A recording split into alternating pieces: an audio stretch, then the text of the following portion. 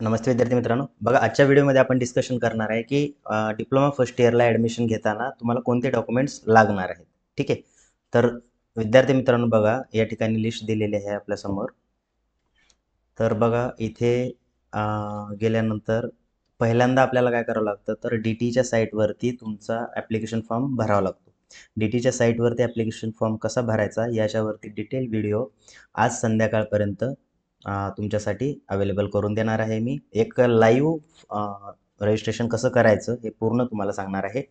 तोपर्यंत जर तुम्हाला प्रिव्हियस इयरचं रेफरन्स घ्यायचा असेल तर प्रिव्हियस इयरला पण मी व्हिडिओ बनवलेला आहे की रजिस्ट्रेशन कसं करायचं, तो त्या व्हिडिओचा रेफर करू शकता किंवा मी संध्याकाळी नवीन यावर्षी कशा पद्धतीनं व्हिडिओ म्हणजे रजिस्ट्रेशन करायचं आहे त्याच्यावरती व्हिडिओ मी टाकेल. ठीक आहे. त्या अगोदर तुमच्याकडे बघा पासपोर्ट साईजचा फोटो असायला हवा. ठीक आहे. पासपोर्ट साईजचा फोटो, त्याच्याखाली तुम्हाला साईन करायची, साईन आणि पासपोर्ट साईजचा फोटो तुम्हाला त्या ठिकाणी लागणार आहे. ठीक आहे. त्यानंतर बघा बर्थ सर्टिफिकेट किंवा डोमेसाईल सर्टिफिकेट लागतं.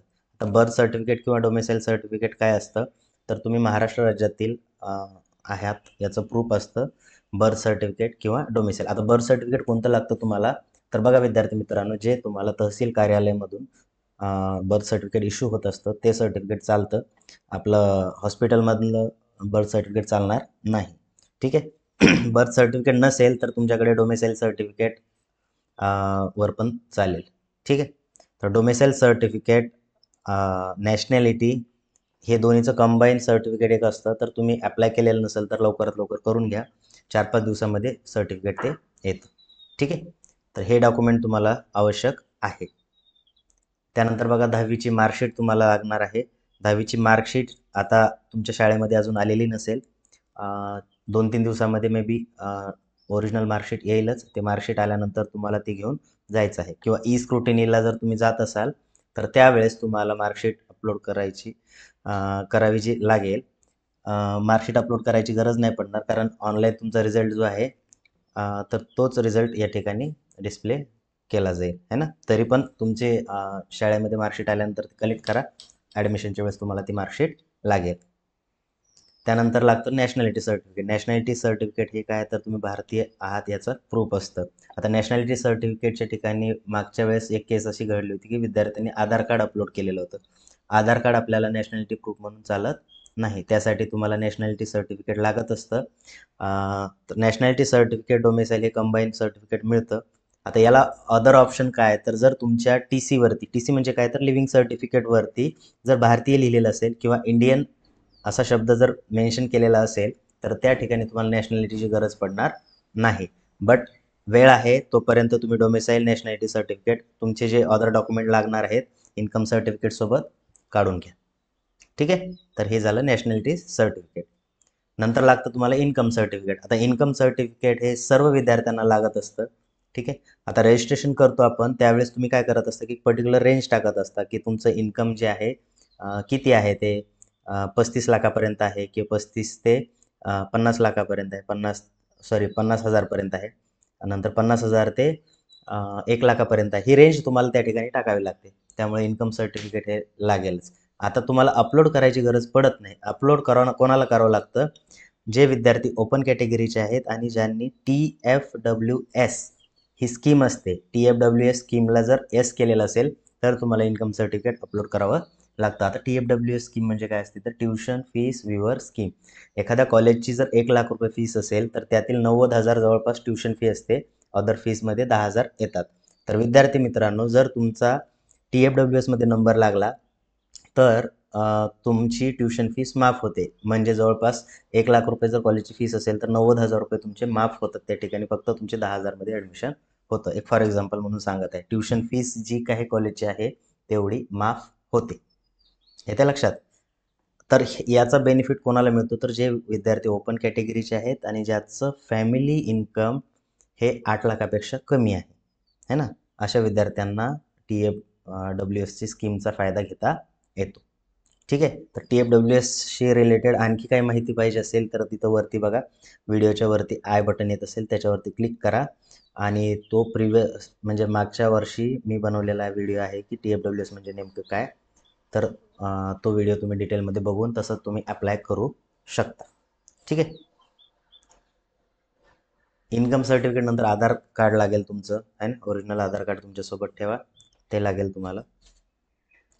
त्यानंतर बघा, जर तुमची कॅटेगरीमध्ये असाल तर तुम्हाला कास्ट सर्टिफिकेट लागतं. ओपनच्या विद्यार्थ्याला एवढेच डॉक्युमेंट लागतात. आता जेवढे मी तुम्हाला सांगितले तेवढे डॉक्युमेंट लागतात. आता हे जे डॉक्युमेंट ॲडिशनल लागणार आहे ते कॅटेगरीच्या विद्यार्थ्यांना. कॅटेगरी म्हणजे कोणती कॅटेगरी, तर OBC, SC, ST, SBC, VJ, NT. आता NTमध्ये A, B, C कोणताही टाईप असो, हे जे कॅटेगरी आहेत तर या सर्व कॅटेगरीसाठी काय लागेल तुम्हाला, कास्ट सर्टिफिकेट लागेल. ठीक आहे. आता कास्ट सर्टिफिकेट आल्यानंतर बघा तुम्हाला काय लागतं पुढं, नॉन क्रिमिलियर लागतं. आता नॉन क्रिमिलियर ज्या विद्यार्थी कॅटेगरीमध्ये आहेत त्या अशा विद्यार्थ्यांना नॉन क्रिमिलियर लागतं. फक्त SC आणि ST कॅटेगरीच्या विद्यार्थ्यांना नॉन क्रिमिलियर लागत नाही. बाकी सर्व विद्यार्थ्यांना, कॅटेगरीच्या विद्यार्थ्यांना नॉन क्रिमिलियर लागतं. आता नॉन क्रिमिलियर हे किती व्हॅलिड पाहिजे, तर बघा या ठिकाणी मेन्शन केलेलं आहे क्लिअरली, 31 मार्च 2025 पर्यंत व्हॅलिड असायला पाहिजे तुमचं नॉन क्रिमिलियर आहे ना. जर नसेल तर तुम्हाला रिन्यू करून घ्यायचं आहे. लक्षात. हे झालं नॉन क्रिमिलियरबद्दल. त्यानंतर बघा अदर डॉक्युमेंट्स काय लागतात at the time of admission. विद्यार्थी मित्रांनो, लिव्हिंग सर्टिफिकेट लागतं, TC म्हणतो आपण त्याला. नंतर बँक पासबुक लागतं, ज्याचं नॅशनलाइज बँकेमध्ये तुमचं काय पाहिजे, अकाउंट पाहिजे. प्लस आता बघा त्याच्यामध्ये काय पाहिजे, तर आधार लिंक पाहिजे अकाउंट तुमचं. ठीक आहे. त्यानंतर गॅप सर्टिफिकेट, जर तुमच्या 10वी आता या वर्षी पास न होता अगोदर जर पास झालेले असाल तर तुम्हाला गॅप सर्टिफिकेट लागतं. इन ॲडिशन विथ आणखी बघा, जे विद्यार्थी PWD आहेत, PWD म्हणजे काय, पर्सन विथ डिसॅबिलिटी आहे ना. पर्सन विथ डिसॅबिलिटी म्हणजेच ज्याचा PWD असेल आणि त्यांचं अपंग म्हणतो विद्यार्थी किंवा दिव्यांग विद्यार्थी, त्याचं पर्सेंटेज जर 40% जास्त असेल तर अशा विद्यार्थ्यांना ते सर्टिफिकेट लागतं आहे ना. तर PWDचं सर्टिफिकेट लागेल, 40% जास्त पर्सेंटेज असणार. त्याला काय होतं, तर त्याच्या सेपरेट सीट असतात. त्यानंतर आणखी असतात बघा, डिफेन्सच्या सीट असतात. प्रत्येक कॉलेजला डिफेन्सच्या 1 ते 2 सीट ॲडिशनल म्हणजेच काय, तर रिझर्व ठेवलेले असतात. याच्यामध्ये डिफेन्सचे जे विद्यार्थी आहेत तेच विद्यार्थी या ठिकाणी काय करू शकतात, तर भरू शकतात आहे ना. म्हणजे डिफेन्स म्हणजे काय, तर ज्या विद्यार्थ्याचे वडील किंवा आई किंवा दोघंही कशामध्ये आहेत, डिफेन्समध्ये इंडियन आर्मी, नेव्ही असतील तर डिफेन्स सेक्शनमध्ये जर असतील तर अशा विद्यार्थ्यांसाठी त्या राखीव जागा ठेवलेल्या असतात है ना.